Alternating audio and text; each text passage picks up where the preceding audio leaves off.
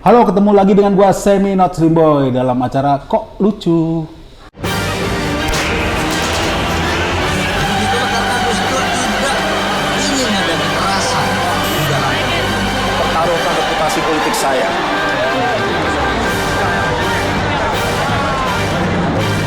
Kok lucu? Sebenarnya ini nggak lucu-lucu amat ya, bahkan dibilang tragis ya.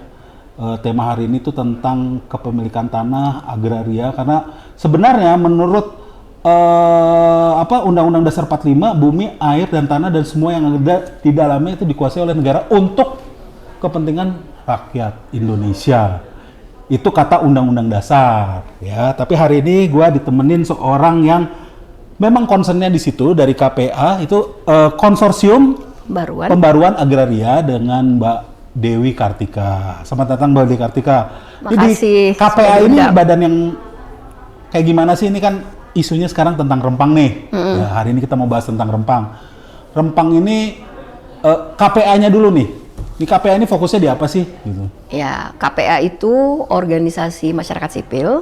Gak mau disebut LSM ya, tadi udah ngomong-ngomong. Iya, jadi KPA itu bergerak di masalah-masalah hak atas tanah. Jadi kita sejak 94 didirikan, misinya memang satu aja, mendorong negara menjalankan reforma agraria. Reforma agraria kenapa? Karena situasi agraria kita ada ketimpangan, nggak adil antara yang besar sama yang kecil, kemudian konflik-konflik agraria struktural. Jadi ada orang yang punya tanah di mana-mana, ada orang yang nggak punya tanah gitu kan ya. Yang bahkan yang punya tanah udah lama lahir di situ, nggak tahu tuh tanahnya punya siapa, yang penting dia lahir di situ. Begitu dia gede, dia diusir. Betul. Kayak gitu ya. Kayak gitulah. Sebenarnya nggak adil juga ya. Saya lahir dari orang yang lahir dari orang tua yang ternyata tanahnya bermasalah gitu. Ketika ada besar saya diusir. Nah, itu kan nggak bisa. Dikasih warisan masalah ya. Nah, yang di Rempang tuh bisa dibilang ada seperti itu karena ini dari 2004 ya katanya ya. Proyeknya mangkrak dari 2004. Jadi ada upaya pembebasan lahan dari 2004 kan? Betul. Sekarang udah 2023. Hampir 18 tahun. 19 tahun hampir 20 tahun lah ya. Ya. Berarti ini udah generasi berikutnya kan dari yang berkonflik di awal mungkin. Iya, udah bergenerasi karena masyarakat Rempang itu kampung-kampung tua, ada 18 titik kampung tua yang bahkan sejak sebelum kemerdekaan mereka udah ada.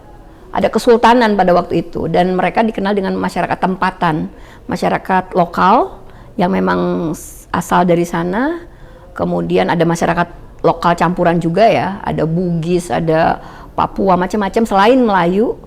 Dan artinya yang sudah bermigrasi ke sana sejak lama, ya bahkan dulu zaman Ganyang Malaysia. Ya.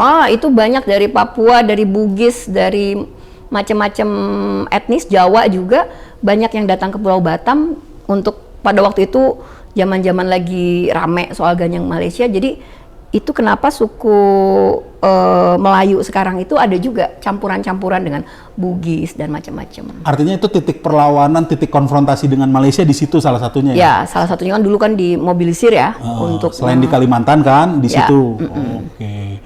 Jadi orang-orang yang sekarang di sana tuh sebenarnya bukan keturunan pertama yang tiba-tiba mengakuisisi lahan di situ, artinya sudah bergenerasi di situ ya. Ya, tapi tentu yang Melayu masyarakat tempatan itu yang asli di sana. Jadi jauh sebelum ada BP Batam dibentuk atau dulu zaman Orde Baru itu Badan Otorita Batam BOB, sekarang jadi BP, kemudian ada PT Meg.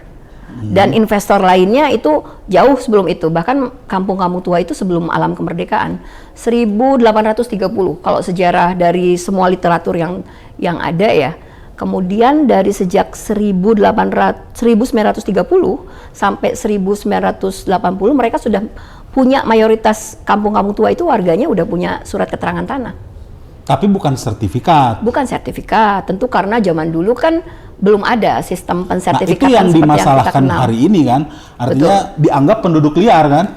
Bahkan pendatang, yang pendatang justru dianggap yang paling berhak. Nah itu lucunya sebenarnya dalam kasus Rempang.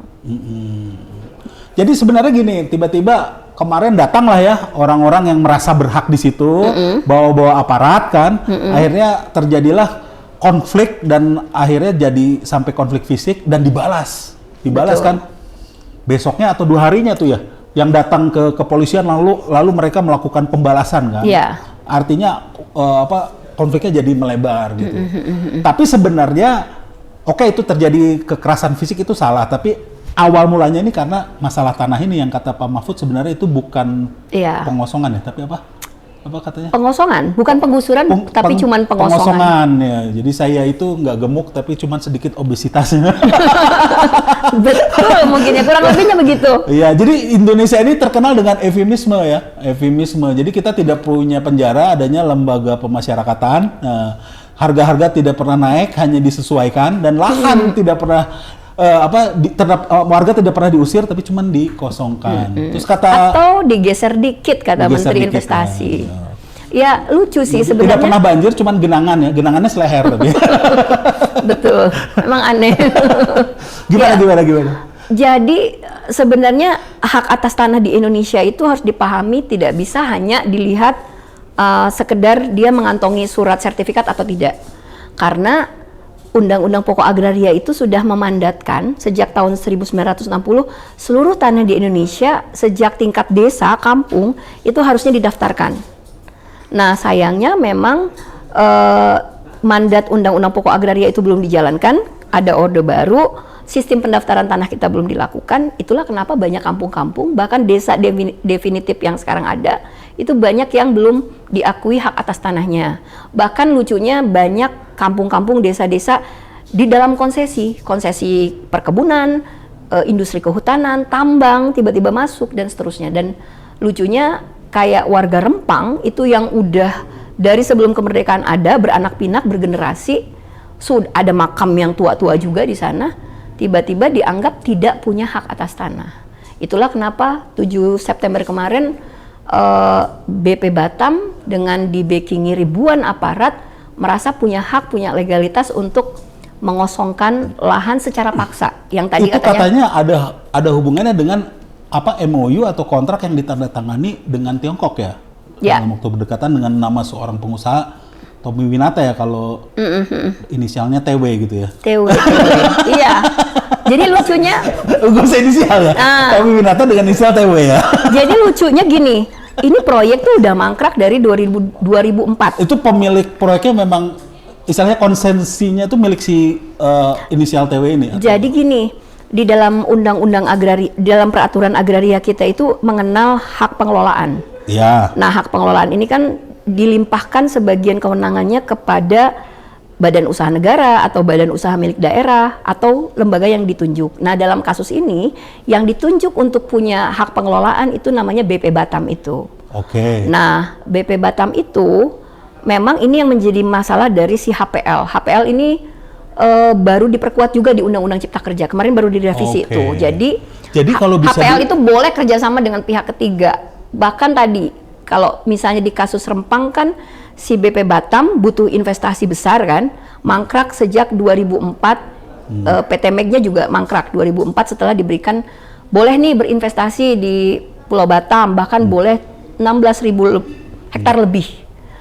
Mangkrak karena pembebasan lahannya bermasalah, terus tiba-tiba ada kucuran dana dari Xinji Group, perusahaan asal Cina, 170 triliun dijanjikan untuk mengembangkan kawasan Batam. Nah, yang mangkrak tadi itu tiba-tiba 2003 kemarin dipercepat tuh prosesnya. 2023 tadi. Kemarin, iya. Jadi caranya gimana? Pemerintah melabeli proyek Rempang Eco City itu jadi proyek strategis nasional. Nah, disinilah proyek strategis nasional atau yang disingkat PSN itu kayak kejadian Wadas.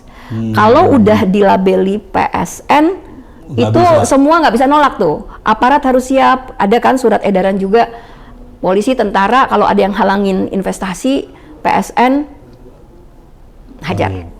Nah, itu berat. Dan tadi kalau disebut UU Ciptaker tadi, Omnibus Law tadi, sebenarnya ini adalah chain efeknya dari itu ya. Bagian dari dampaknya si UU CK itu. Karena jadi sebenarnya kan selama ini masyarakat awam bilang udahlah nggak usah ikut-ikutan demo, ini itu mah urusan buruh, ternyata nggak juga ya. Oh enggak, nah itu yang justru tafsir publik atau persepsi publik tuh yang salah. Sebenarnya Undang-Undang Cipta Kerja itu kan merubah 87 lebih undang-undang. Dan nggak cuma yang berkaitan dengan ketenagakerjaan atau buruh. Banyak yang berkaitan dengan petani, hak atas tanah buat nelayan, masyarakat adat, pangan. Itu direvisi, dirubah. Artinya di UCK. mempermudah investasi tapi Betul. mengorbankan banyak hal ya. Betul, justru yang katanya menciptakan lapangan kerja, justru buat buruh, buat petani, buat nelayan, menghilangkan sumber kehidupannya. Nah itulah yang dampak si UCK tadi. Tapi kan akhirnya dikasih nih, nih kalau mau direlokasi dikasih tanah nih 500 meter berapa ya kemarin ya? Betul. Sebagai ganti rugi atau ganti untung itu katanya. gimana tuh pendapat Mbak Dewi sendiri Ya. atau KPA lah? Sebenarnya kan masyarakat Rempang di kampung-kampung tua itu sejak awal sudah berhak untuk diakui hak atas tanahnya. Dalam bentuk apa? Dalam bentuk hak milik. Hak milik itu kan hak terkuat dan terpenuh di dalam Undang-Undang Pokok Agraria. Bahkan kalau kita flashback ke belakang, 2019 Pak Jokowi di transisi kedua kan janjiin tuh. Saya janji dalam 3 bulan kampung-kampung tua di Batam akan disertifikatkan tanahnya. Itu salah satunya Rempang ya? Itu justru kunjungan di Rempang Batam, di kampung-kampung tua Rempang. 3 bulan katanya akan disertifikatkan. Nyatanya kan ternyata Malah diusir ya? malah 2023 ini diusir dan tidak ada hak atas tanah. Nah, yang Artinya penawaran relokasi itu sebenarnya bukan solusi ya?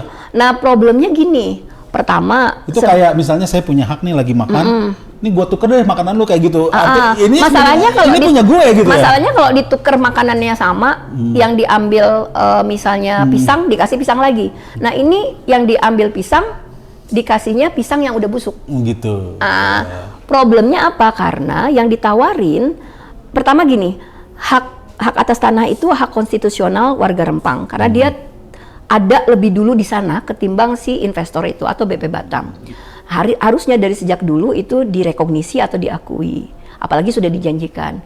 Nah, tanpa konsen, tanpa persetujuan dipaksa tuh pindah, relokasi, geser lah kalau bahasa Menteri Investasi, geser dikit katanya. Tetap aja kan itu namanya penggusuran karena dilakukan secara paksa, pakai intimidasi, pakai aparat. Nah, relokasinya pun atau bentuk ganti kerugiannya pun bukan hak milik. 500 meter persegi yang dijanjikan itu adalah dalam bentuk hak guna bangunan. Artinya hanya si bangunannya itu. Tanahnya tetap statusnya adalah HPL-nya si BP Batam. Jadi bukan hak milik penuh. Sewaktu-waktu nilai ekonominya dinilai bagus, bisa keluar juga? Bisa, karena itu kan punya BP Batam.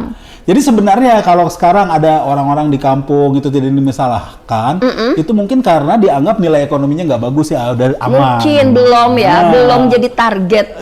Belum jadi target. Jadi jangan lo santai-santai aja, itu bisa terjadi dengan lo gitu ya. Betul. Aku ingat kalau kejadian Rempang itu kayak Bandara Internasional Kertajati. Itu gimana? Majalengka, Jawa Barat. Ya, itu 11 desa. 11 desa habis untuk kebutuhan 5.000 hektar Bandara Internasional Kertajati Majalengka. Yang sampai hari ini masih sepi ya? Ya, sampai hari ini bandaranya masih sepi, tapi udah gusur 11 desa dan itu lumbung pangan nasional. Dan itu lahan aktif ya? Itu lahan aktif, lumbung pangan nasional. Itu bener-bener sawah ijo royo itu. Tapi waktu itu kan ingetnya kan tinggal 1 desa yang nggak mau digusur di ujung landasan pacu Bandara Internasional Kertajati. Desa Sukamulya. Nah, itu menolak digusur kan. Itu sama, 3.000 Brimob masuk untuk mengukur secara paksa, mematok secara paksa. Ya, sama seperti Rempang. Jadi sebenarnya itulah ya, aparat kita itu dipakai bukan untuk menertibkan kriminal, bukan melindungi atau memberantas kriminal, malah jadi memerangi warga sendiri ya. Betul. Nah, itu yang umum ada di penanganan konflik. Sebenarnya kita juga nggak anti investasi ya, kita tidak anti pembangunan ya, hanya dengan cara-cara KPA sendiri mengarahkannya kemana sih sebenarnya harusnya. Kalau Rempang ini artinya harus stop ya, pindah lokasi dan sebagainya atau gimana sih? Sebenarnya gini, land use atau rencana tata guna tanah di Indonesia itu belum ada. Sehingga memang kekurangan Indonesia kan karena nggak ada tata rencana guna tanah secara nasional, sehingga pemerintah tuh nggak bisa menetapkan misalnya dalam satu kawasan tertentu, taruhlah provinsi atau kabupaten itu berapa persen sih tanah untuk industri, berapa persen sih untuk sumber mata air, untuk melindungi supaya hutan tetap terjaga, ekosistem terjaga, berapa hektar untuk pemukiman, berapa hektar untuk dipertahankan sebagai tanah pertanian, berapa persentase dari total wilayah itu. Nah, land use planning itu nggak ada, sehingga rencana tata ruang bisa berubah sesuai kebutuhan, apalagi kalau ada PSN, ada kebutuhan investasi, sama seperti kasus Rempang. Sebelum kejadian itu kan Menteri Koordinator Perekonomian kan merubah daftar proyek strategis nasional.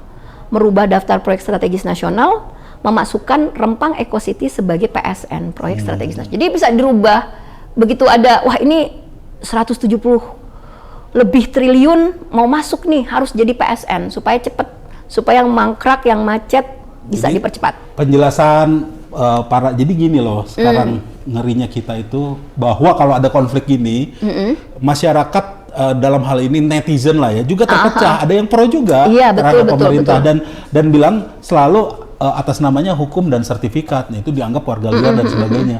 Itu tidak 100% benar ya, karena sebenarnya itu adalah masyarakat yang sudah ada dari zaman pra kemerdekaan, di mana seharusnya petugas pemerintah mereka yang duluan diakui hak-haknya. Jadi gini, bukan soal masyarakat itu anti pembangunan atau menolak proyek si Rempang Eco City itu. Tapi sebenarnya ada, mungkin Pak Presiden lupa nih, Pak Presiden itu janji ada 9 juta hektar tanah untuk reforma agraria. Masalahnya janjinya bukan hanya itu sih. Iya, banyak juga yang dilupain. Banyak, jadinya ya lupa ya, wajar lah. Cuman maksudnya gini, kalau butuh tanah untuk si investasi ini masuk, nggak apa-apa, kan Batam itu luas, itu satu. Tapi akui dulu tanah masyarakat yang udah berpuluh tahun di situ, bergenerasi, beranak pinak. Jadi harusnya dibalik ya, kasih dulu sertifikat, akui dulu, baru setelah itu mereka transaksi ya. Masih bisa nggak sisanya untuk si pengembangan Rempang Eco City? Ini kan enggak. Langsung usir. 16.000 hektar itu langsung dijaminkan PT Meg. Kau boleh padahal mungkin juga masyarakat di situ juga nggak menempati 16.000 hektar itu ya? Ya enggak, itu kan seluruh kawasan Batam ya. 16.000 itu dikuasakan, diberikan kewenangannya kepada PT Meg untuk bekerja sama dengan si BP Batam. Karena butuh investasi kan. Yang perlu dipertanyakan, mungkin karena udah tanda tangan jadi nggak enak. Betul, nggak enak emang. Cuman kenapa? Kok nggak enak juga ke rakyatnya, harusnya nggak enak juga dong. Ya, itulah. Minimal, mohon maaf ya, ini mau masuk, ini nggak ada konsen, nggak ada persetujuan warga Rempang. Tiba-tiba masuk aja. Dan orang-orang yang akhirnya melek secara hukum melawan ya. Nah, melawan dan dianggap provokator itu gimana tuh? Jadi itu udah kayaknya itu udah sehari-hari sih. Biasanya konflik agraria, setiap ada warga yang nolak, provokator aja. Dianggap provokator atau anti pembangunan atau stigma cap label yang macam-macam lah ya. Jadi itu terjadi ya di Wadas, di Kendeng itu di Wadas, di Mandalika, di Danau Toba, di Pulau Komodo, Kertajati. Pokoknya setiap ada yang vokal, lu provokator. Iya, padahal kan sebenarnya berimbang dong, keadilan untuk masyarakat, hak atas tanahnya diakui dulu. Setelah itu baru masih ada nggak lahan buat si pembangunan? Apapun jenis pembangunan itu ya, mau industri tambang, sawit, mau properti, mau pariwisata premium kayak Komodo. Nah ini kan misalnya kayak kasus Komodo kan termasuk PSN nih, proyek strategis nasional. Orang nganggap hanya ada Komodo yang harus diselamatkan. Padahal ada orangnya juga di situ. Ada Atamodo, ada manusia Komodo yang udah tinggalnya di pedalaman dulu di Pulau Komodo, sekarang udah di pinggiran tuh. Udah terdesak dan bahkan oleh gubernur harus keluar karena dianggap padahal itu orang-orang asli juga ya di sana ya. Atamodo itu masyarakat Komodo yang sama Komodo nggak takut dia kan? Yang sama Komodo berjalan beriringan, gini-gini ya. Kayak saudara dalam kesejarahan etnografinya ya. Itu mereka nggak ada masalah. Justru setelah ada investasi, ada pariwisata, dianggap itu manusia akan ganggu. Jadi harus dikonservasi, jadi dizonasi gitu. Karena yang tapi kan ujungnya jadi pariwisata premium yang masuk boleh wisatawan yang bayar mahal. Tetap aja kan ada manusia yang ganggu juga. Sementara manusia karena dia menempatkan diri sebagai dia yang suka mengganggu hewan. Betul. Sedangkan manusia itu enggak gitu. Enggak. Jadi ya kayak gitulah prosesnya kayak Danau Toba juga begitu. Masyarakat adat tiba-tiba tanahnya harus direlakan untuk pariwisata premium Danau Toba. Jadi pelik banget ya. Jadi sebenarnya masalahnya bukan hanya Rempang ya, tapi bagusnya bukan bagusnya sih. nggak ada yang bagus dengan masalah ini, tapi intinya dengan Rempang ini harusnya orang-orang makin melek nih. Betul. Bisa aja ini terjadi di kampung gue nanti gitu kan. Betul, sama kayak Wadas. Wadas juga sama ya. Masyarakat Wadas tiba-tiba ada pembangunan bendungan bener, butuh pasir untuk ditambang. Yang PSN-nya itu si bendungan benernya. Wadas itu kan untuk galinya kan, untuk bahan materialnya. Nah itu kan begitu PSN langsung Mbak Dewi ini digusur dan angkatan lain berapa ya? sebagainya. Masih ingat nggak kalau zaman kita dulu tuh yang dilawan kalau zaman Soeharto tuh Kedung Ombo ya? Kedung Ombo, Cimacan, Iya. Badega. Oke, itulah kalau kita aktivisme dulu kan, oh Kedung Ombo, Kedung Iya. Ombo. Sebenarnya itu terjadi lagi sekarang. Betul, konflik-konflik agraria struktural. Jadi yang sisa zaman Belanda, Orde Baru, Orde Lama sampai Reformasi banyak yang nggak Kalau selesai-selesai. Kedung Ombo itu miris, tapi kalau dibilang tuh tega juga kalau Soeharto itu kan kalau itu bendungan kan ya? Iya. Bendungan yang istilahnya dengan dalih itu juga proyek strategis juga kan? Betul, ya? betul. Bendungan ini untuk kepentingan masyarakat yang lebih Betul. besar sehingga orang-orang yang di lahan bendungan ini harus keluar. Betul. Itu ngerinya ya teman-teman, nih Itu orangnya masih kayak- ada nih, nggak mau pergi ya. Airnya udah dialirin. Itu sama Jadi kayak nggak mau. ini, kayak Lambuk, Waduk Lambo di NTT. Kayak gitu ya? Sama, masyarakat adat itu. Jadi orangnya masih di situ, airnya... Eskavator udah masuk, Oh. tapi belum ada persetujuan dari masyarakat adat di Nagekeo NTT. Itu untuk Waduk Lambo itu, PSN juga. Jadi proses-proses yang seharusnya lebih humanis, lebih melihat hak asasi manusia, mempertimbangkan hak atas tanah itu bukan barang komoditas aja, tapi hak atas tanah itu hak konstitusional yang dijamin di pasal 33 ayat 3 Iya, itu dia. Undang-Undang Pokok Agraria. Iya itu yang mengerikannya ya. Jadi ini kalau kayak gini gue jadi speechless dan bukan speechless aja ya, hopeless jadinya. Jadi sebenarnya harus ngapain ya ke depannya? Harusnya sih pemerintah mengkoreksi Jadi keputusan-keputusannya. Rempang ini harusnya Cabut PSN-nya, kemudian koreksi semua keputusan pejabat publik. Kan miris ya, dari presiden sampai menteri-menteri berbicara untuk melakukan pembelaan kan, membenarkan tindakan represif, intimidasi dan lain sebagainya. Nah harusnya cabut proyek Rempang Eco City-nya, pulihkan hak warga Rempang, nanti kan kemudian ada masalah baru akhirnya besoknya ngebales tuh, ada beberapa warga tuh yang bales akhirnya sampai ngelemparin polisi dan sebagainya, menyerang kantor polisi dan sebagainya. Nah, akhirnya jadi itu yang bisa dibelokkan, wah ini ternyata warganya juga nggak benar gitu. Dan netizen juga Ya. ada yang membela polisi karena jadinya. bayangkan kejadian itu kan tanpa pemberitahuan, tanpa persetujuan, langsung ada gas air mata masuk ke sekolah-sekolah asapnya, Nah, itu dia dan tuh. bikin panik, sehingga memang nggak mungkin kan orang bertahan, pasti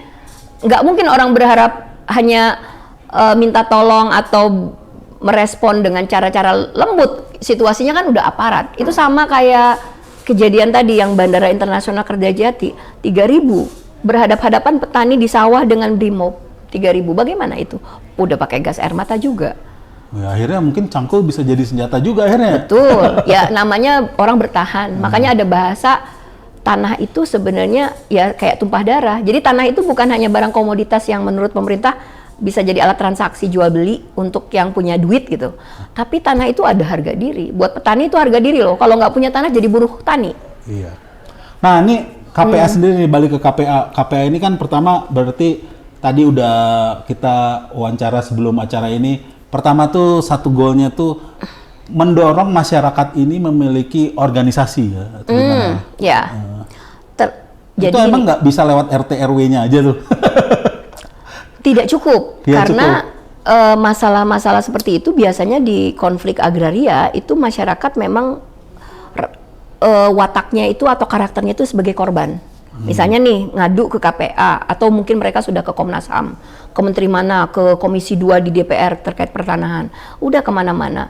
Mereka perasaannya masih sebagai korban, meminta tolong kepada siapapun yang mau membantu mereka. Mereka menghadapi apakah perusahaan negara, perusahaan swasta, apapun konflik agraria itu. Nah, KPA misinya adalah karena konflik agraria itu atau hak atas tanah itu biasanya puluhan tahun baru selesai. Saking rumitnya itu. Nah, sehingga cita-cita kita adalah memang masyarakat ini nggak boleh tergantung. Dia harus punya kapasitas untuk mempertahankan dirinya sendiri, punya kesadaran kritis, punya kesadaran hukum, hak dia sebagai warga negara, hak konstitusional atas tanah juga dijamin. Jadi kesadaran kritis dibangun, pengorganisasian, terus nggak boleh lagi hanya sebagai komunitas korban, tapi harus berserikat, berorganisasi, terorganisir, membangun desa, membangun kampung. Makanya Wadas itu sekarang ada Wadas Melawan itulah. Betul, itu harus diorganisir. Karena kalau enggak, perjuangan hak atas tanah itu lama dan mereka bisa putus asa, up and down gitu, hopeless, kelamaan gitu.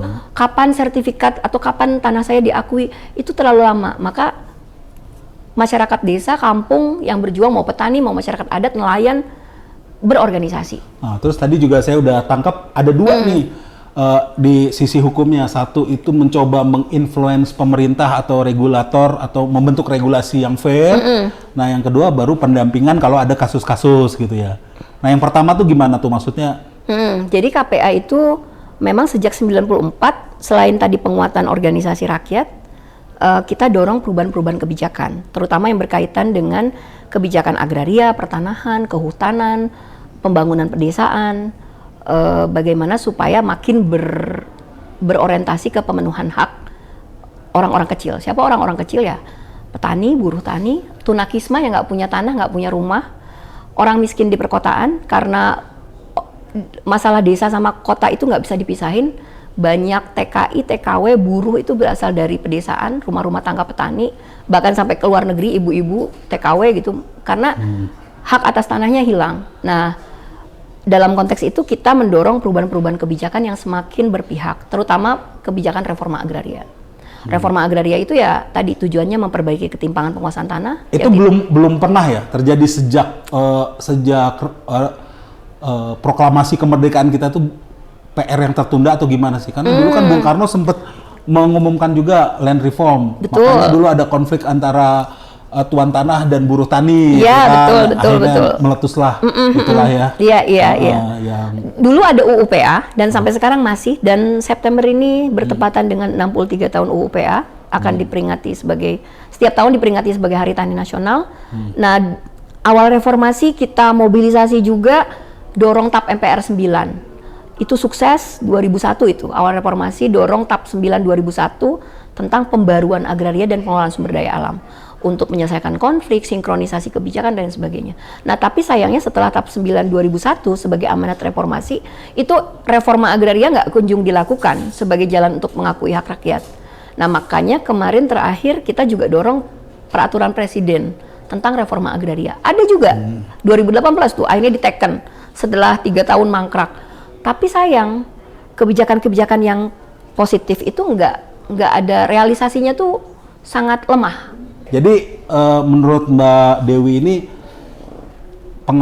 bukan pengaruh ya. Jadi KPA ini mencoba untuk mendorong pemerintah untuk membenahi aturan-aturannya. Nah, kalau sekarang berjalan itu kan lama lah pemerintah itu, fokusnya juga banyak. Dan kalau nggak ada bau-bau kata investasinya, kayaknya Jokowi nggak laku tertarik. ya. betul. Nah, kasus-kasus yang muncul ini diapain nih sekarang nih? Misalnya kayak istilahnya Wadas belum selesai, tiba-tiba udah ada rempang nih kan. Dan setiap ada kasus itu pasti ribut. Betul. Nah, ya gitu kan. Pertama tentu kalau urusan kasus ya, konflik agraria itu biasanya memang kita perlu penguatan di bawah. Karena biasanya kan ada konflik horizontal ya. Ada pendampingan advokasinya juga dari KPA? Biasanya kalau untuk kasus-kasus konflik agraria yang langsung ditangani sama KPA, kita langsung turun. Turun itu dalam artian melakukan penguatan, pendampingan, perlindungan, kemudian healing. Kalau trauma healing dibutuhkan bersama, tentu bersama jaringan ya. Ada, karena kan kapasitas KPA nggak di trauma healing, tapi kita punya jaringan yang fokus di situ. Jadi kita, atau misalnya mendorong Komnas HAM turun, Ombudsman turun, semua turun untuk memproteksi. Tapi kalau secara penguatan di bawah. Kalau secara formal mewakili masyarakat tertentu di dalam sebuah sidang menyediakan pengacara itu pernah nggak? Iya. KPA? Salah satunya juga kita pendampingan hukum. Jadi sebenarnya untuk konflik agraria kita tidak memilih jalan litigasi. Litigasi itu ke pengadilan. Karena kalau petani, masyarakat adat, orang miskin ke pengadilan pasti kalah. Rata-rata kalah. Ada mungkin 1-2 yang menang, tapi kadang itu juga nanti udah ingkrah, nggak dijalankan juga eksekusinya. Jadi lebih baik non litigasi. Nah, kalau kita litigasi ke pengadilan itu kalau sudah ada petani yang ditangkap, nelayan ditangkap karena misalnya undang-undang perkebunan, undang-undang kehutanan, KUHP, dituduh mencuri, trespassing wilayah kawasan hutan dan lain-lain. Nah, itu baru terpaksa, dalam tanda kutip ya, terpaksa kita masuk ke pengadilan untuk memastikan petani bebas, masyarakat adat bebas, dan lain sebagainya. Nah, kemarin juga, bukan kemarin, dari Mbak juga dan saya juga pernah ngobrol-ngobrol, ini yang ngerinya tanah di Indonesia ya, pokoknya kalau udah ada yang sengketa, ini malah jadi bisa jadi itu sebenarnya pura-pura ya, sengketa pura-pura bisa dibikin oleh pihak-pihak yang bermodal ya. Jadi misalnya saya meninggali suatu tanah nih, tanah ini udah saya nggak punya sertifikatnya nih dari dulu karena saya udah lahir di situ, bahkan ayah saya udah lahir di situ. Tiba-tiba tanah ini dibikin sengketa nih sama dua pihak. Oke. Itu bisa pernah terjadi ya? Iya, sering. Itu kasus-kasus kalau kayak calo atau mafia tanah. Kita kan kenal mafia tanah ya, sekarang Menteri Agraria, Presiden pengen ada pemberantasan mafia tanah. Nah, kadang mafia tanah itu modus-modusnya makin canggih sekarang. Misalnya, saya punya hak atas tanah nih, tapi belum bersertifikat, atau bahkan sudah bersertifikat, tiba-tiba digugat oleh pihak-pihak lain. Bahkan mungkin bisa jadi pihak yang menggugat itu 1, 2, lebih dari 3, 2 lah, lebih dari 2 misalnya. Nah, si pihak-pihak yang menggugat hak atas tanah kita itu saling bawa kasusnya ke pengadilan, bersengketa, dispute di pengadilan. Padahal itu cuma bohong-bohongan, drama gitu loh, seolah-olah saling bersengketa. Nanti satu pihak dimenangkan, dapat keputusan ketetapan hakim, ingkrah, jadi putusan, siapapun yang kalah, siapapun yang menang, tetap aja komplotannya mereka. Yang punya hak, minimal punya tanah, minimal bisa bagi 2 lah. Iya, minimal. Atau artinya, memang mereka satu kesatuan, terus pura. Artinya dengan itu udah punya udah punya kekuatan hukum untuk bawa aparat untuk ngusir ya. Iya, dan itu biasanya kong kali kong juga dengan, makanya kita mengenal dengan mafia pengadilan juga. Jaksa, hakim. Ngeri kalau udah ngomongin mafia ini, camat, bukan kapasitasnya banyak. Jadi camat. Tapi sebenarnya miris ya, kalau sekarang Gen Z itu datang ke sebuah daerah, ke kafe yang ditanya tuh free wifi ya, tapi airnya bayar nggak apa-apa. Iya ya. Padahal air tuh sebenarnya kan tanah dan air itu. Hak atas tanah dan air, nggak boleh diprivatisasi. Nggak ada kafe yang menawarkan airnya gratis. Tapi orang nggak masalah, udah akhirnya beli aja. Karena sudah jadi komoditas. Iya, tapi kalau free wifi, wah gimana nih kafe ini nggak ngasih free wifi? Iya ya. Jadi yang dikejar malah kebutuhan sekundernya ya. Betul. Hak dasarnya lupa ya. Gimana nih Gen Z nih? Ya, anak gue sih sebenarnya. betul. Dan misalnya dulu ada dulu masih wali kota ya. Terus sudah jadi gubernur juga ya, inisialnya RK tuh. Ya kan, dia suka bagi-bagi tuh free wifi. Sebenarnya lebih benar tuh free water. Bisa nggak? Ya. Free food juga. Free food. Hak atas pangan itu hak asasi manusia. Iya. Free food. Saya nggak perlu sih kalau. Iya. Jadi gitu Mbak, saya tuh sebenarnya kalau di komedi tuh seringnya juga ngomongin politik. Makanya kenapa saya ngomongin politik bisa lucu? Karena memang sehari-hari ngomelnya juga politik. Itu kalau nonton TV ngomelnya politik. Nah ini makanya kalau kasus Rempang ini, aduh gimana nih? Iya, itu kejahatan paling luar biasa. Karena dari level 1 sampai ke bawahnya bilang warga Rempang nggak punya hak atas tanah. Nah aku tuh yang istilahnya yang sedihnya itu kadang di level netizen yang nggak ngerti aja. Iya. Itu nggak ada kesadaran istilahnya nih, waduh ini jadi ngomongin Marxis sebenarnya. Kesadaran kelasnya nggak ada gitu, bahwa sebenarnya tuh yang warga Rempang itu di kelas yang sama dengan kita, melawan penguasa. Tapi wah ini lu karena nggak punya sertifikat tanah aja, jadi selalu ngelihatnya dari sisi itu. Padahal setelah penjelasan dari Mbak Dewi Kartika tadi, nggak sesimpel itu kan? Enggak. Kadang orang lupa bahwa hak atas tanah itu bukan hanya formalistik atau legalistik. Karena tadi ya sistem pertanahan kita itu belum merekognisi, mengakui dari sejak bahkan 1960 udah daftarkan seluruh tanah di seluruh desa-desa. Ya ngeri ya. Ya sebenarnya kalau aku ngelihatnya sebagai seorang komedian yang ngelihatnya ini. Ini waktu Indonesia merdeka, ya kan dulu kan tadinya ini tanah-tanah di Menteng nih yang mahal. Kan di situ bule-bule tuh di situ menir.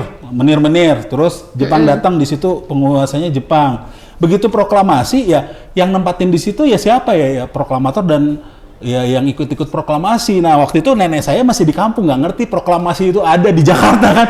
Padahal itu kan sebenarnya rumah-rumah di Menteng itu ditinggalin aja, tinggal kita dudukin ya. Makanya yang sekarang tinggal di Menteng kan cucu-cucunya mereka. Iya betul. Itu kan bukan gara-gara usaha mereka juga kan. Saya karena lahirnya di daerah kecamatan mana nggak kebagian. Nggak kebagian ya. Sekarang orang Betawi juga udah tersingkir. Iya. Bayangin Mbak kalau tinggal di Menteng itu orang nggak bisa miskin kalau menurut saya. Nggak usah kerja aja seumur hidup. Jual tuh rumahnya di Menteng. Oh iya. Dijual, masih bisa beli di Pondok Indah. Terus foya-foya. 7 turunan itu. Iya. 7 turunan. Terus foya-foya tuh ya. Pondok Indah. Nggak usah kerja. Terus jual rumahnya dibeliin di Bintaro. Kan masih ada rajin lagi. Sebenarnya hukum itu ada juga yang sudah ketat dan bagus. Tetapi kadang selalu manusia itu atau persengkokolan itu bisa menemukan celah. Misalnya nih, di UU PA itu nggak boleh warga negara asing dan badan usaha asing memiliki hak atas tanah. Yang hak milik, hak guna usaha, hak guna bangunan nggak boleh. Warga negara asing hanya dan badan hukum asing hanya boleh hak sewa dan hak pakai. Nah akhirnya. Nah modusnya gimana? Kawin ya? Nikah. Oh iya tuh. WNI padahal sebenarnya yang belinya si WNA-nya atau badan hukum asingnya. Nah, di Bali itu gitu semua ya. Jadi sebenarnya ternyata resort ini memang yang miliki anaknya, tapi nikahnya ternyata dengan bule gitu kan ya. Betul. Jadi ya kadang menemukan itu kayak celah hukum sama kayak tadi mafia tanah. Udah bertanding aja yuk di pengadilan, nanti siapapun yang kalah menang tetap aja kita yang dapat. Nih, masalah IKN juga nggak main-main ya. Itu ada apa yang istilahnya 190 tahun itu? Iya, HGU. HGU ya. Itu strata title tuh sama nggak sih kayak gitu? Beda ya? Sebenarnya itu cara pemerintah badan otorita IKN untuk narik investor. 190? Jadi saking nggak lakunya tuh investasi di IKN, diobral tuh tanah. Nggak hanya 35 tahun. HGU itu kan 35 tahun ya. Ini 100. Boleh diperpanjang 20 tahun, lalu nanti pembaruannya 35 tahun. Total 95 tahun. Dikali 2, 190 tahun. 190 tahun. Di Undang-Undang IKN yang sekarang lagi direvisi di DPR, itu mengenal kata-kata siklus. Satu siklus itu 95 tahun.